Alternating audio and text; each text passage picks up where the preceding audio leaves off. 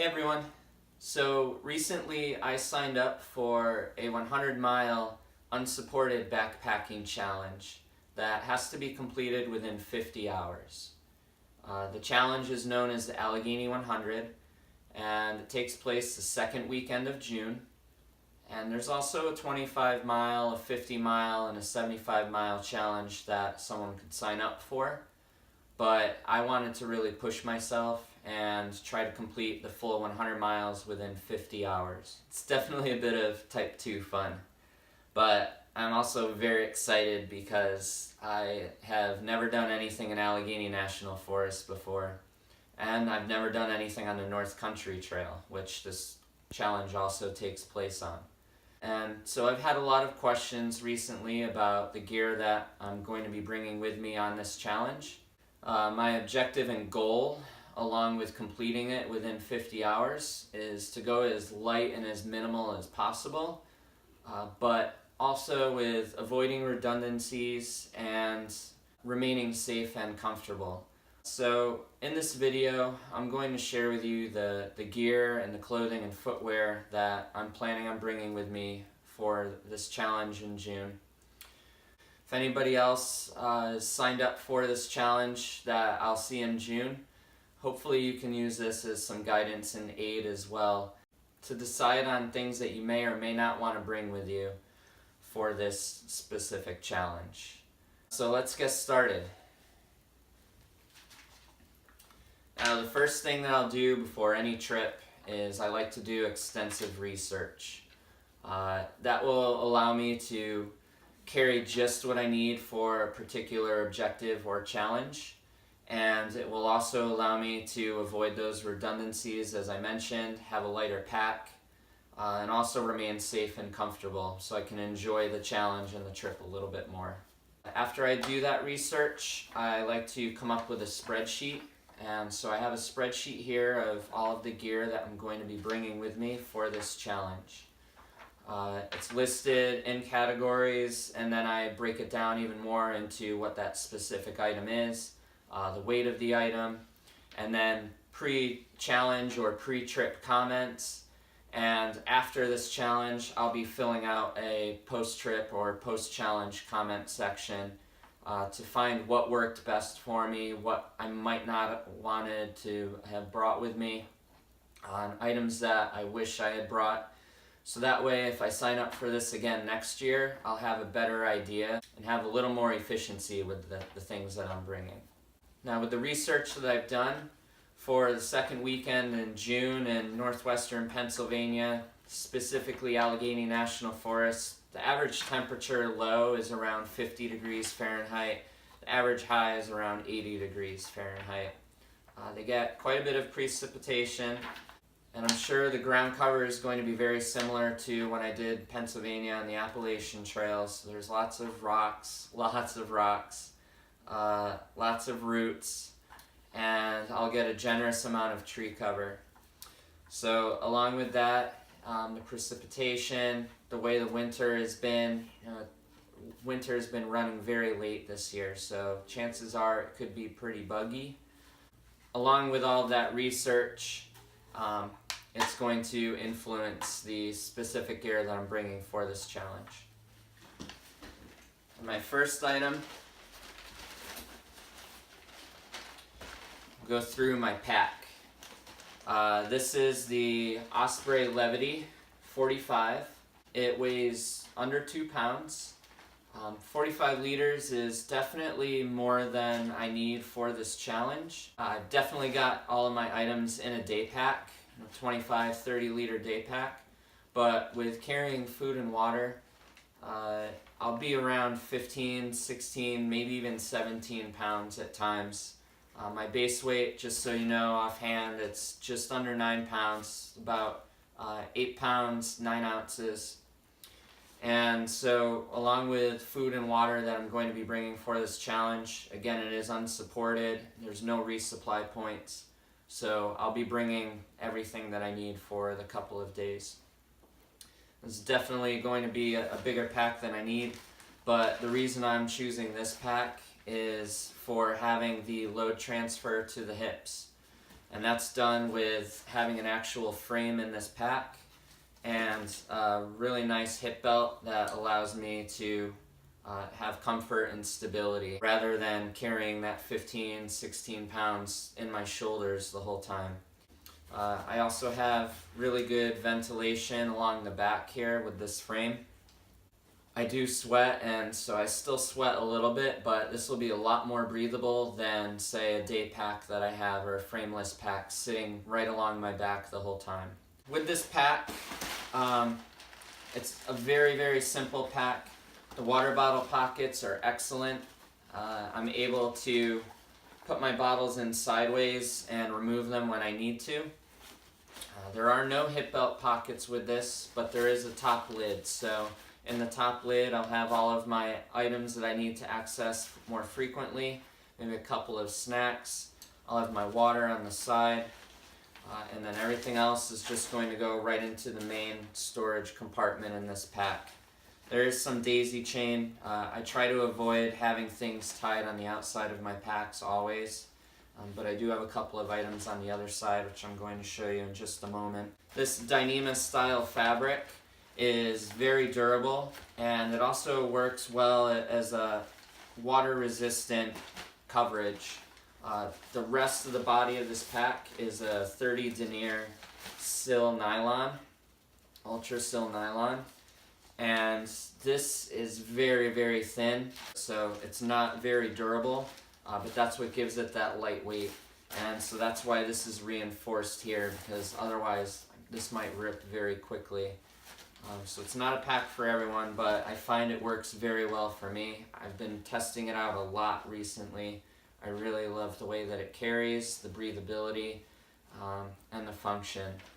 It will seem a little bulkier to me, like I said, because this is more than I really need for this challenge, but I'm going more with the comfort and the load transfer rather than going a little more minimal and carrying something flat along my back. So what I like to do for waterproofing and what I'll be using for this challenge is a trash compactor bag. This is 18 gallon, very low in cost, very durable, and very effective. I have never had any of my gear get wet while using these as a pack liner. Sometimes I might even double it up. If you've watched my other YouTube videos, you've probably seen me use a couple of them in some cases. So this is going to give me water protection and keep my things dry for the most part, along with what they're stuffed in already.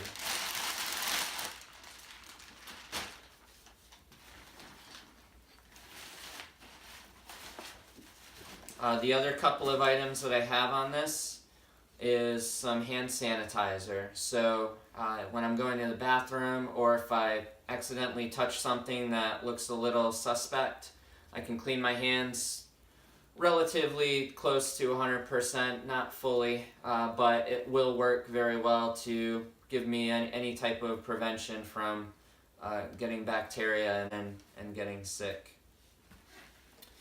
The other item that I'm going to be carrying is a Spot Gen 3 device.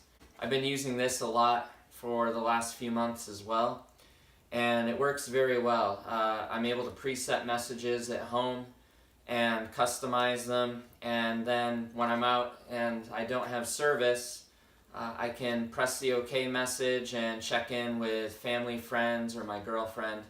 I can also send out other messages that I have set as long as they're in my contact list ahead of time.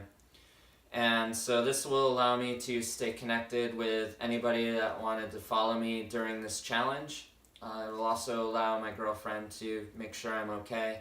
I will be bringing my phone with me as well, but I have Verizon, and from what I've heard and read, cell phone service is a little more spotty down there. So this will be a nice backup to have, and I can also check back on the track that I have set once I get back home and see where everything was and use that with my notes and everything. This weighs around 4 ounces, and it runs on lithium batteries. So I'll be bringing an extra set of lithium batteries. I shouldn't need them. I'm still running on the same batteries from when I got this at the end of last year. Should be okay with putting a fresh set in, but I'm going to bring another set because I also have a couple of electronic devices that I'll be bringing as well. Alright, so after the pack, I'll start with my sleep system. So I am choosing to go with the Sierra Designs Cloud 35. I really love this bag, and I feel it's a step in the right direction for sleeping bags. The reason being, first off, this is zipperless. So it's very similar to a quilt design, actually more like a top quilt design, if you will. And so it does still have a mummy shape and loft throughout most of the bag, but I can just slide my body in and I don't have to worry about any zippers. I just drape this top piece over me and it hooks around my shoulders, so I get unrestricted movement. I get comfort and warmth when I need it. I don't get as much of a draft as I would with the quilt that I use when it gets colder. Not to say that it will be colder during this challenge, but this is just something that I've been finding to be really comfortable, and I want to test it out a bit more as well. So it does have the mummy hood, so I can cinch that down around my head. There's a foot box here, so if I get too hot, I can always stick my feet out and get ventilation there, along with removing the top part of the quilt. And then there's also a sleeve on the bottom. So from the torso up to the head on the back of the bag, there's no loft. So it'll be very similar to some of the Big Agnes designs where they have it for the whole entire length of the sleeping pad. But this is really nice. It keeps my sleeping pad in place, but I still have a little bit of extra warmth and coverage from the loft down below. This weighs 1 pound 7 ounces. It's rated down to 35 degrees Fahrenheit, so definitely enough for the 50-degree low that I had researched. And this uses 800 fill down, so it's very compact as well as going with that light 1 pound 7 ounce weight.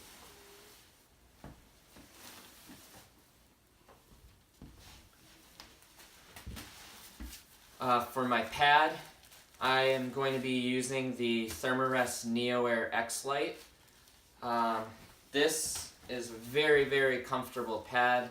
If you go with the regular length, it's 12 ounces. If you go with the short length, it's 8 ounces. For a lot of my trips, I actually like to just use my pack underneath my feet. It keeps me elevated. It allows the swelling to go down, and it also helps increase my blood flow in my feet. After hiking a long day, it can be very imperative. So I like to prop my legs up with my pack, and that also works as a barrier from the cold for me. So with the 48-inch pad, the 8-ounce NeoAir pad, that goes right up to my kneecaps, and then the length of the pack covers the rest of me. It works very well for me. I've used it with bivvies, I've used it with tents. It's not for everyone, and it's especially not for someone if they're a side sleeper. You're going to find that to be really uncomfortable very quickly, in my opinion. As I mentioned, I'm all about, remaining safe and comfortable even during this challenge. So a few ounces here or there are not going to be paramount for me because a lot of my gear is already relatively light and compressible. So I'm going with an ultralight inflatable pillow as well. This is the Sea to Summit Aeros ultralight pillow. It weighs just over 2 ounces, has a nice contour so the pillow sits around my shoulder and my head is able to rest on it comfortably. I've slept on clothes many, many times using those as a pillow, and you get up the next morning, chances are you'll have a sore neck. That's something that I don't want to be enduring while I'm hiking 100 miles in 50 hours. So I'm going with a really lightweight, compact pillow for comfort. A few extra ounces don't matter to me as much. As I mentioned during this challenge, it could be very buggy with the late winter that we've been having. So I'm bringing the Ultimate Direction FK Bivy. This weighs just over 6.5 ounces. It's water resistant and very breathable, but it's not waterproof. And so with this, I definitely need my sleeping pad. And I also am going to be using an emergency space blanket as my ground cloth, which I'll show you in just a moment. And so with those paired together, I can get really good protection from the bugs, a decent amount of comfort. It's not for everyone. If you're claustrophobic, obviously you're not going to be sleeping in this. You're going to feel like a human sardine in a sardine tin. So you definitely want to go with what works best for you. But since I'm not going to be sleeping as much, I'm going to be hiking a lot longer.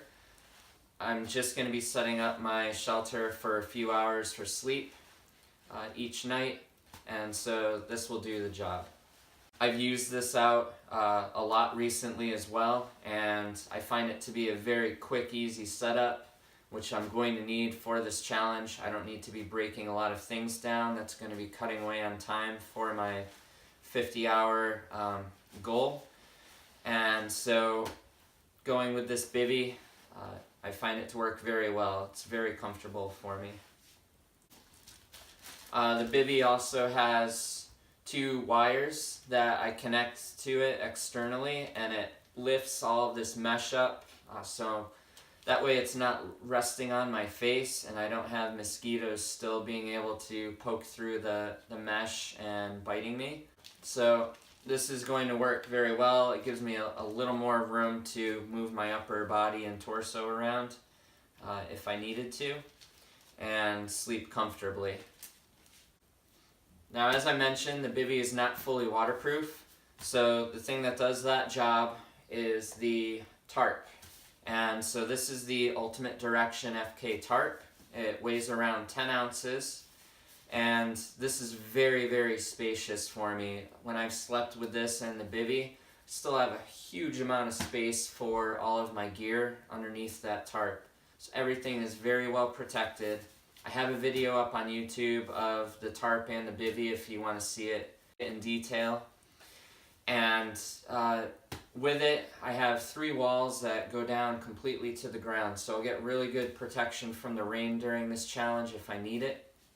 If it gets really stormy, the other 4th wall is more of like an awning, and so with that awning, I can actually lower it with my trekking poles, which I'm using to give this tarp some structure. And I can pull that awning down and use it as a 4th wall. It won't come completely to the ground, but it'll still give me a lot more protection than if it were raised up completely. I'll also be carrying 8 MSR mini groundhog stakes. These are very lightweight and they're critical in order for me to set up this tarp unless I want to be searching around for rocks, which can waste a lot of time during this challenge for me.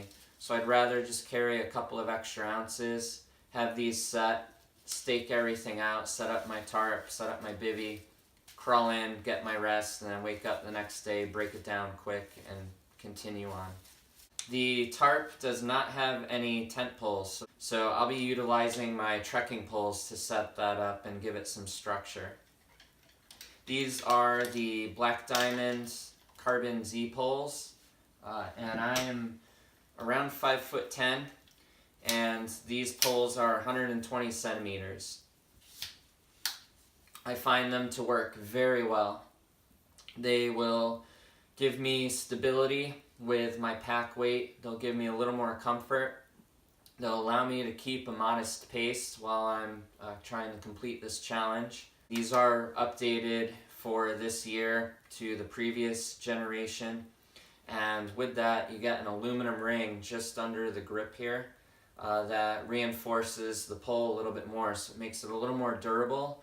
It also makes it a little stiffer, so if I'm pushing off of these poles in some areas where I need to, I haven't found it to be compromised at all.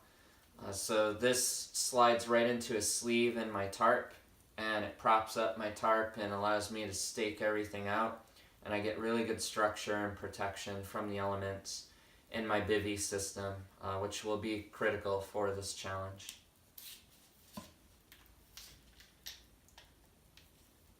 And these carbon Z-poles weigh about 9.5 ounces for the pair.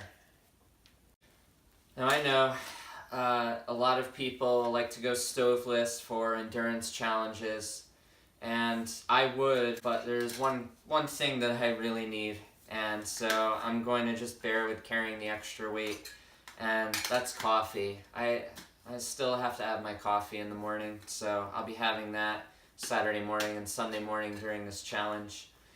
So in an effort to go as light as possible, but still remaining efficient and not wasting a lot of time, I'm going to go with a canister stove.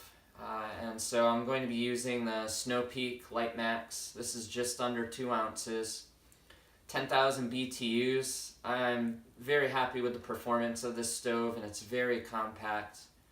It'll boil this pot of water in about 3.5-4 minutes.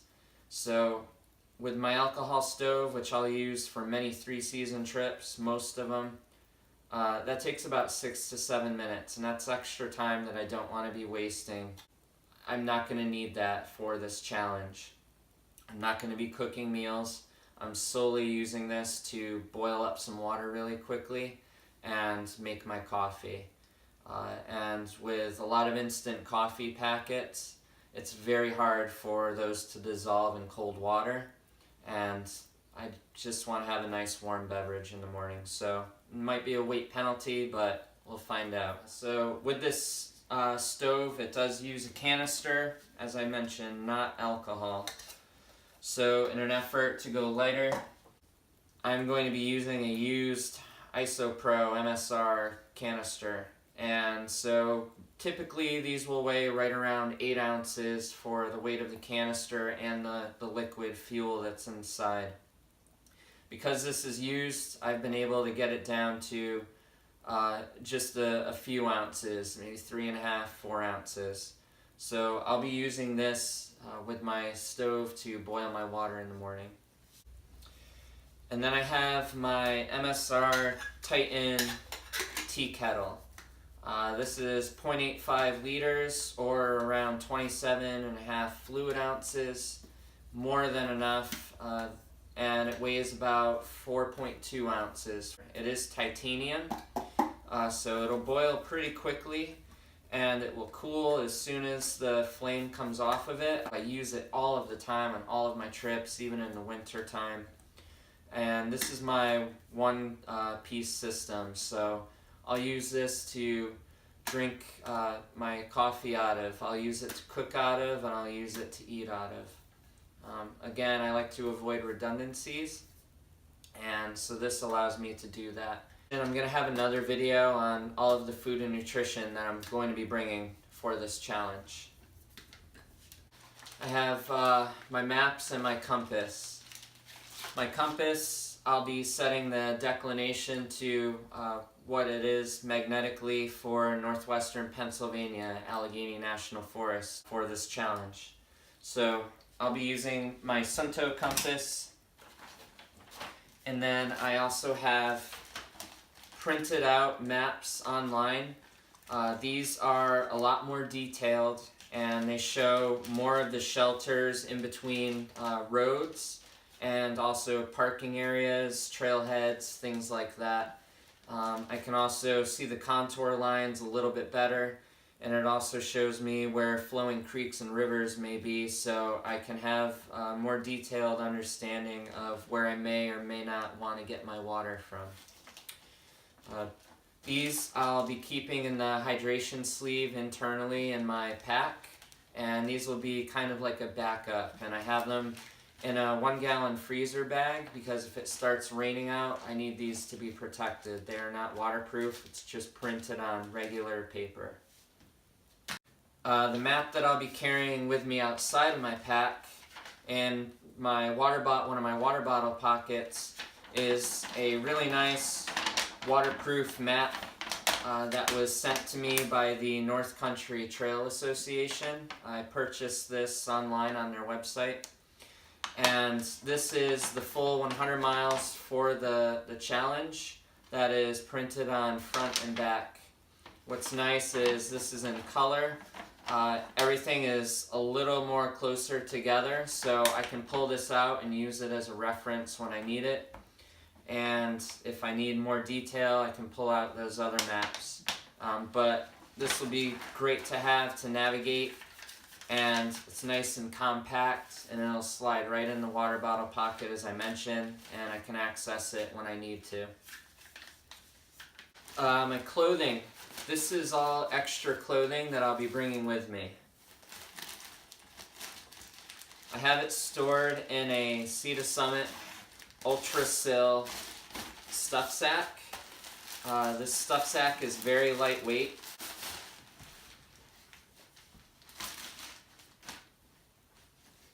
And the first item I'll be bringing with me is a Patagonia R1 quarter zip pullover. This is a really nice fleece. I've been using this for a long time now, and it holds up very well. I'm choosing fleece over down and synthetic for my main layer of insulation. This is actually going to be my only insulation that I really have.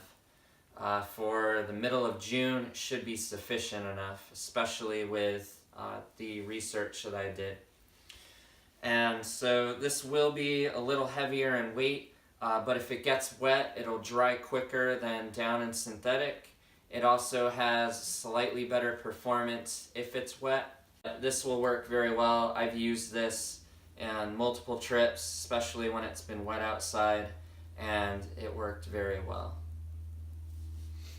My other layer of insulation for my lower body, this isn't necessarily insulator, but it will give me wind and element protection. And these are the Outdoor Research Helium 2 rain pants. If I'm hiking at night and I get a little chill, I can throw this over and get some extra protection from the breeze. I'll have my fleece on as well if I get a little cold at night from hiking. You have to hike at night in order to complete this challenge. And so with both of these, I'll get enough warmth and protection. I tend to run warm anyway, so if I'm moving along, I'm definitely going to be staying relatively comfortable. But this will give me that little bit extra if I need it. I can also use this if I'm more stationary and I'm sleeping at night and I get a little colder. I can throw this over my legs and get a little more warmth. For socks, I'm going to be bringing 3 pairs for this challenge. It looks like there's definitely going to be some water crossings. I'm expecting water crossings, or to also be caught out in a storm just by chance. So if I am, I'll be prepared. I'll have 3 pairs. And so the first pair I'm going to have is going to be a hiking pair. And my second pair will also be a very thin liner-like hiking pair. These are Darn Tough cycling socks, and as I just mentioned, they're liner-like, so they're very thin, and this is going to give me really good breathability, and they'll dry very quickly. It'll also help with blister prevention. So throughout the course of this challenge, I'm going to rotate my socks as I do for many of my trips and switch off between a pair A and a pair B. And so halfway through the day, I'll take my pair A off and rinse it in a creek just to get oils out, just to get dirt out. So that way the sock is able to dry quickly, it's able to breathe quickly, and it'll help reduce blisters. And so then I'll put pair B on. And before I roll into camp later on, very late in the night, I will wash the pair B that I have on and put pair A back on, because pair A should have dried being tied to the outside of my pack during the day. And I'll just keep rotating them. Then I have a third pair that's a little more cushioned. This is by Darn Tough as well. This is a mid-weight cushioned ankle-high hiker, and this is going to give me a little more warmth and comfort when I'm stationary at night. And this will solely be my sleep sock pair. The other ones I'll be switching on and off throughout the course of the challenge as I'm hiking. That's it for clothing that's going to be carried in my pack. So my other bag that I have here is my first aid kit, my gear repair kit, and emergency items. And this is all in another small Sea to Summit Ultra Sil stuff sack. I won't get into too many specifics with the items, but just to give you an idea, I have an emergency space blanket bivvy. This I can use for an emergency. Also, if I start to get wet and cold, I can wrap this around me and it will reflect my body heat back to me. About 80 to 90% of my body heat. I could also use this as a makeshift shelter if I need to, and I can use it as a bag liner if I start to get a little colder at night. But as I mentioned, I shouldn't get too cold.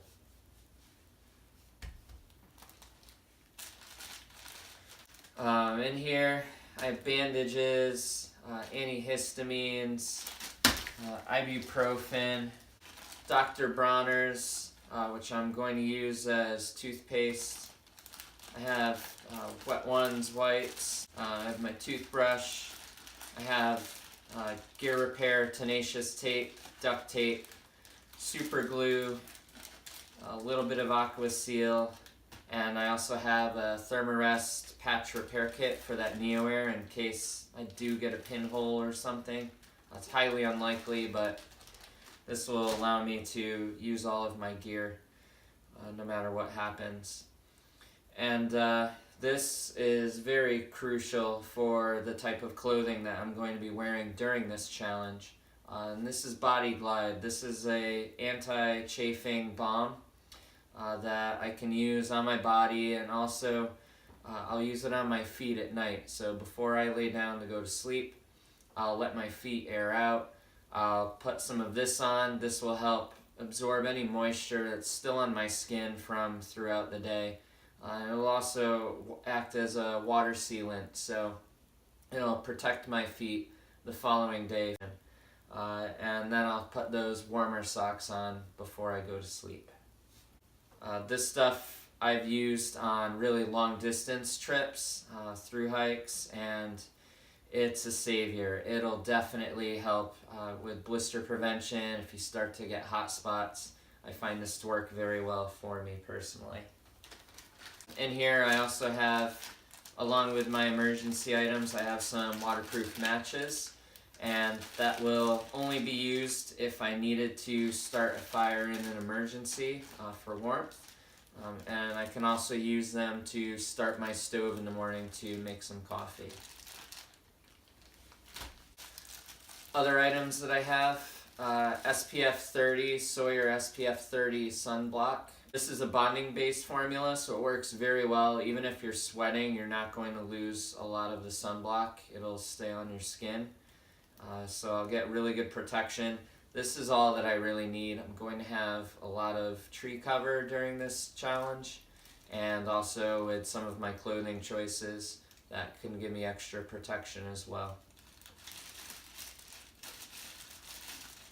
For my insect repellent, I'm choosing picaridin. I've been using picaridin for a while now, or lemon eucalyptus oil. Both of them are just as effective as 20 to 30% DEET, so I don't have to apply it as often, maybe 10 to 12 hours.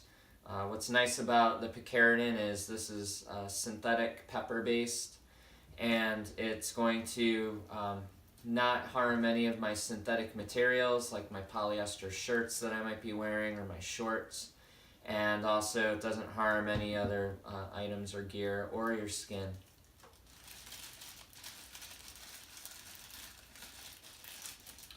And lastly, I have some lip balm. So along with helping chap lips, this can also help me lubricate any zippers that might get stuck on my clothing or my gear.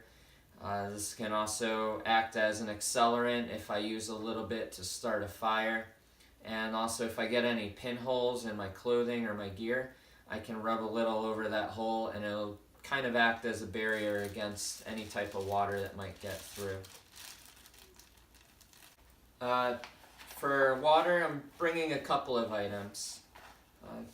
What I've been using since March of 2017 for most of my trips has been the Catadine Be Free. I find this to work very, very well. What I like is the bag is soft, so I'm able to pack it into my pocket or my pouch in the pack and barely notice it at all. And then when I need it, I can fill it or inflate it and use it. The flow rate on this is 2 liters a minute. It's ridiculously fast, especially compared to a lot of other filters out there. It does do the job still. It's very easy to clean and maintain if I need to. The one drawback to this is that the soft bottle is proprietary threads on this.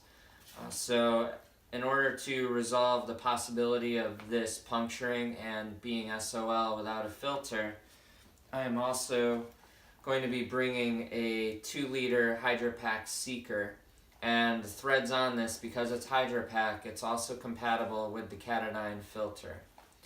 So this is going to be my water storage and also what I'm going to be filtering my water with.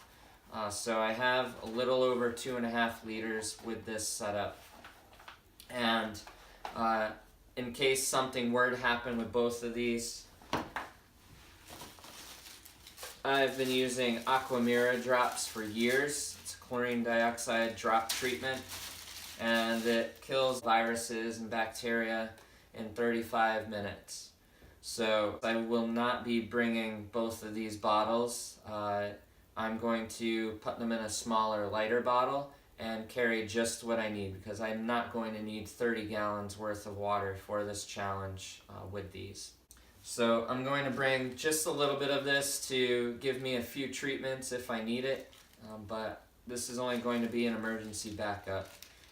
As I mentioned, I'm also going to be doing a video on food and nutrition that I'm going to have with me for this challenge, but just very briefly, I'm going to be carrying a sport drink water bottle as well. This is very lightweight. The Catadine Be Free is around 2.5 ounces total, and this pouch is around 2.5 ounces. And then this will be very close, about 1.5 ounces to 2 ounces for just this bottle.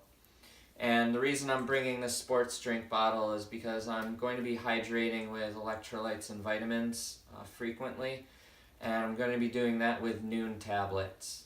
I don't want any aftertaste or for the tablet to hinder the performance of my filter.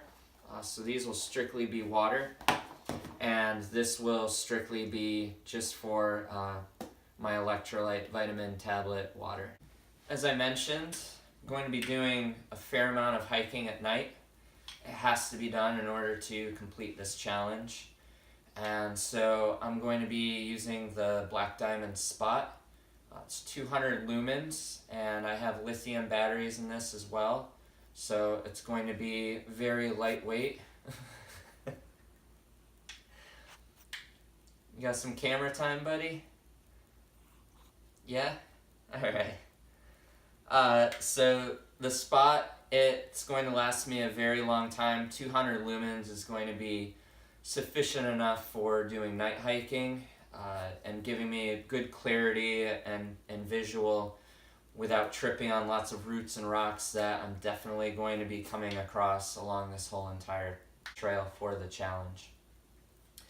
Lithium batteries are lighter in weight, and they also lose their charge a lot slower than an alkaline battery will. So I'm going to have this, I'm going to have my Spot device, and as I mentioned, I'm also going to carry an extra batch of lithium batteries in case I need it for this or for the Spot, but I shouldn't need it at all. My other electronics that I'm going to bring with me is going to be an Anker Power Core 10,000. I probably don't need this, but I like having the notion of knowing that I can charge my phone if I did need to use it more frequently than I had expected. This will allow my phone to charge 5 full times before I need to recharge this. I definitely will not be needing to recharge this fully in order to charge my phone during this challenge. So this weighs 6.5 ounces, and like I said, it'll charge my iPhone 7 5 full times before I need to recharge this. Multi-tool. This has a blade on it, some scissors, a couple of screwdrivers, toothpick, a little pair of tweezers. This is all I ever really use for 3-season trips. This is all that I've ever really needed. It helps me do repairs in the field. It helps me address very, very minimal medical situations if needed, with bandages and things like that. But this works very, very well, and it's under 2 ounces. Eye protection. I'm just going to be going with a pair of Native Hardtop Ultras. This will work very, very well. I'm also carrying a case for an extra ounce, ounce and a half. Having that hard shell protection for these is paramount. I'm not trying to, shave every single gram off that I can. I am trying to go minimal in weight, but for little things like this, it just makes sense. The other item that I probably won't be using the whole time that I'm hiking, but I'm going to bring with me, is my Sea to Summit head net. This is going to give me sanity and focus on this trip while I'm trying to complete the challenge. And this head net is going to work in conjunction with my brimmed hat that I'm going to be wearing at all times while I'm hiking. The brim on the hat is going to keep this head net off of my face, but this will give me clarity. I can look at my maps, keep focus on the trail, and be able to enjoy it a little bit more. As I mentioned, I'm going to be wearing this brimmed hat. This will give me really good sun protection. The band on here will help wick away sweat on my forehead, and it also has cutouts on the sides so I get good breathability through here. And if it gets wet, it's going to dry very quickly. And the brim, as I mentioned, will help with that head net.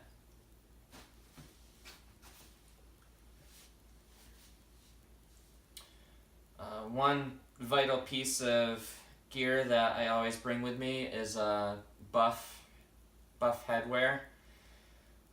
This is seamless tubular fabric that has over 100 uses.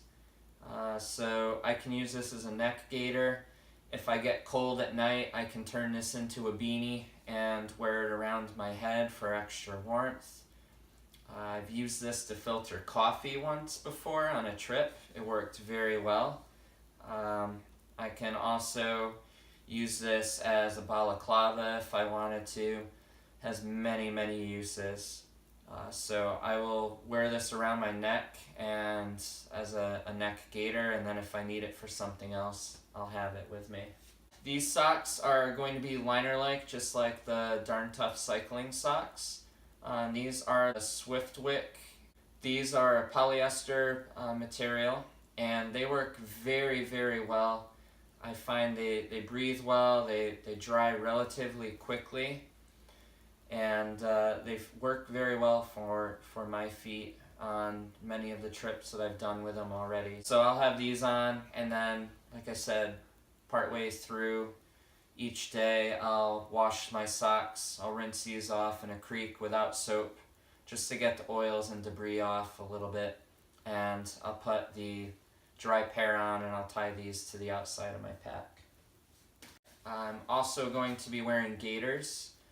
These work very well at keeping debris out of my footwear and out of my socks. They keep my feet a little cleaner, and they allow me to keep my pace going and not having to stop and pick pine needles out or little stones or pine cones, things like that.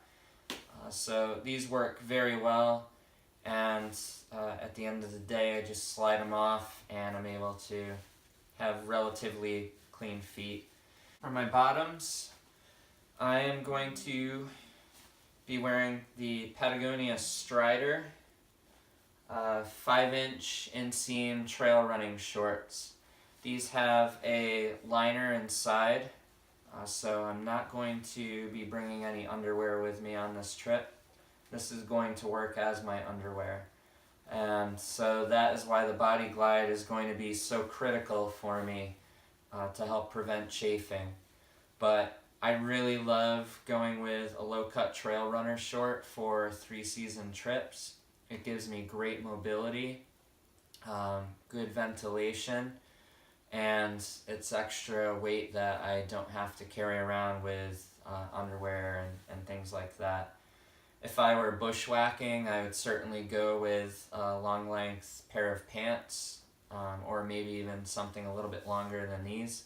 But because I'm going to be on an established trail, these are going to work very well. I'm not going to be bushwhacking or breaking through any vegetation. I'm going to be wearing a Patagonia long sleeve, lightweight Capeline base layer. What I like about this is if I choose to, I can roll the sleeves up and wear it as a short sleeve. It's very breathable, it dries quick, and I have the option of long sleeve or short sleeve with this if I want to for a little more protection. Then my jacket is going to be the Patagonia Houdini. This will work as another layer as well. I tend to run very, very warm, so with the jacket I figure it's going to dry very quickly, but it will give me some relatively light rain and wind protection if I need it, but I also have a lot of tree cover. I'm going to be sweating quite a bit, so this is going to be a lot more breathable than a Gore-Tex or some type of waterproof breathable jacket, but it'll still give me a little extra protection because that base layer is not going to give me that on its own. And this weighs about 3.5 ounces. I prefer lightweight trail runners, so for this challenge I'm going to be going with the Salomon S-Lab Ultras. These are new for this year. They are a little more stiffer than the previous model, but they still work very well. They're very breathable. I've put probably about 75 miles on these so far, including a close to 40-mile backpacking loop that I created utilizing existing trails that I'm offering through my business for National Trails Day this year. These, I find I get really good movement with them. I did not get any blistering at all on these longer duration hikes so far, and when my feet did get wet, they were able to dry very quickly with those socks because these were very breathable. I loved the way that I was able to feel everything right underneath my feet. They were super comfortable. It gave me a really good response for the terrain that I was going through.